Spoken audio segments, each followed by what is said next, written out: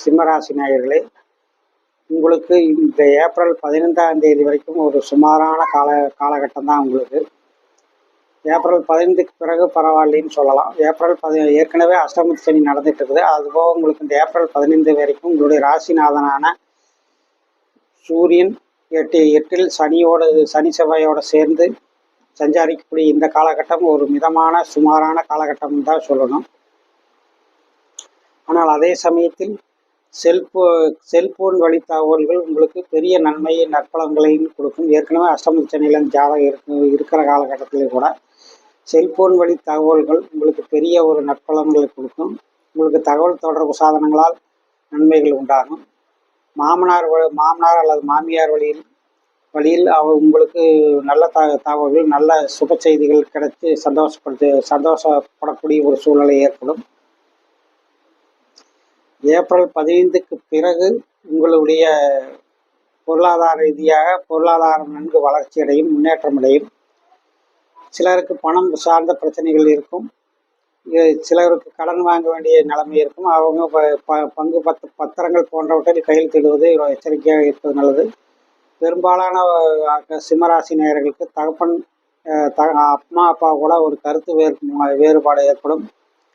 தாய் தகப்பனை அனுசரித்து நடந்துக்கிறது நல்லது. சிலருக்கு சொத்து சம்பந்தப்பட்ட பிரச்சனைகள் இருக்கும். அதை சமூகமாக சமாதானமான முறையில் பேசி தீர்வு காண்றது ரொம்ப நல்லது. சிலருக்கு வீடு வாகனங்களை மாற்றக்கூடிய அமைப்புகள் உண்டு.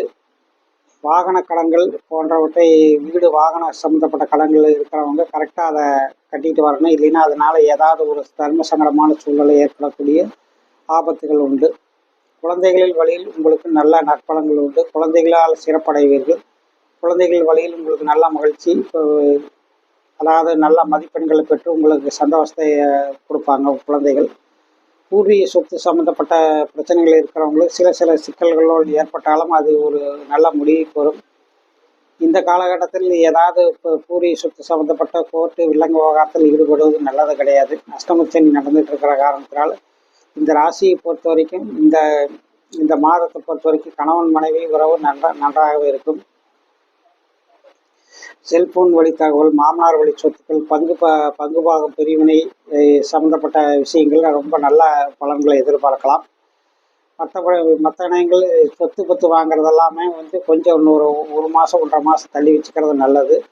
ஏதாவது வாகனம் வாங்குவது போன்ற முயற்சிகளை இன்னும் ஒரு மாதம், இந்த ஏப்ரல் மாதம் வரைக்கும் தள்ளி வச்சுட்டு திரும்பவும் மே மாதம் வாக்கில் வாங்கினா உங்களுக்கு நல்லாயிருக்கும். மற்ற நிலையில் இந்த சிம்மராசியை பொறுத்த வரைக்கும் மே 15க்கு பிறகு உங்களுடைய ராசிநாதன் உச்சமடைகிற காரணத்தினால் மனதில் ஒரு தெம்பும் சந்தோஷம் மகிழ்ச்சியும் இருக்கும். ஆனால் அதே சமயத்தில் அரசு சார்ந்த துறைகளில் இருப்பவர்கள் சில முன்னேற்றம், நல்ல செய்திகள் கேள்விப்படுவீர்கள். பதவி உயர்வு சம்பந்தப்பட்ட இதுவும் உங்களுக்கு கிடைக்கும். ஒரு பக்கம் அஷ்டமத்து சனி நடந்தாலும் எதிலும் ஒரு திருப்தியற்ற மனப்போக்கு இருந்தாலுமே கூட சில நல்ல செய்திகள், சில குழந்தைகளால் நற்பலன்கள் போன்றவற்றினால் இந்த மாதம் ஓரளவு மகிழ்ச்சியை நீங்கள் அடையலாம். நன்றி.